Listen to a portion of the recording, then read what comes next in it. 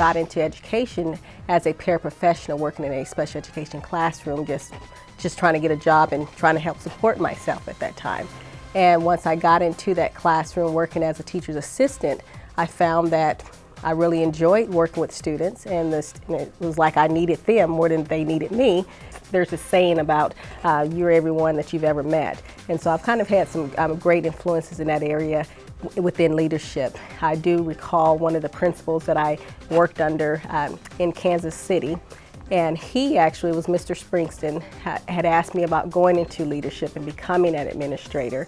And I just thought, oh, that's nothing I could ever want to do. But he continued to give me opportunities in which I was in leadership roles. I believe that, this is a great area to be in because this is where it begins. This is the foundation of getting students prepared for the future and just understanding the dynamics and the changes that had come about with that. I think as a administrator, it's more the discipline, knowing how to take a different approach when it comes to discipline.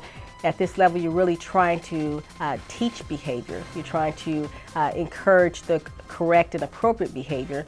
More at the high school, it's like you should already know that behavior. Now we're holding you accountable for that behavior. But here at this level, you're doing a different approach, and also you're trying to pour into the lives of these students to develop them into well-rounded citizens and students, and so that they can have that opportunity to achieve.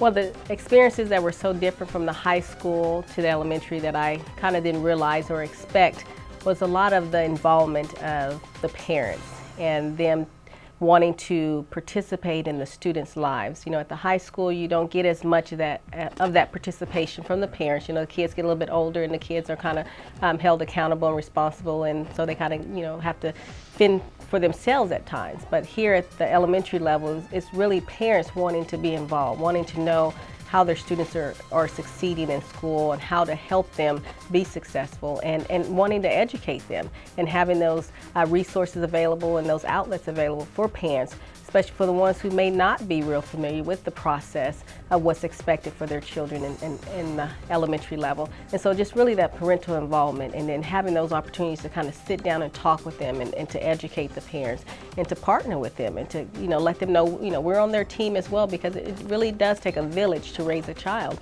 My top priority as a principal is student achievement, is for students to come into this building every day and experience some kind of success and progress.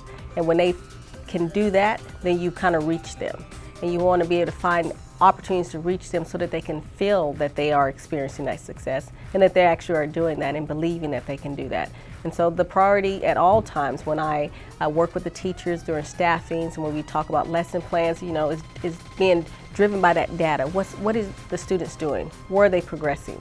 Where are they performing? Where are they struggling at? And always keeping that, on the forefront of all our decisions, and trying to figure out now how can we make sure that happens. What are some of our goals, and how do we achieve those goals, and how do we set those goals for students, and how do students achieve those goals? And so I think that achievement and that progress is where we all should be focusing on, but definitely where I focus on here, and the teachers, and I know that's their focus, because many times the teachers stay here late looking at that data, looking at their test scores, looking at their achievement, all the other things that we use to assess how they're doing. And once we can see that, and once you see kids, and especially on our end of the month assemblies for our student recognition of the month assemblies, is to see that they've achieved something. It's always trying to find some kind of achievement, whether it be a class achievement or individual achievement.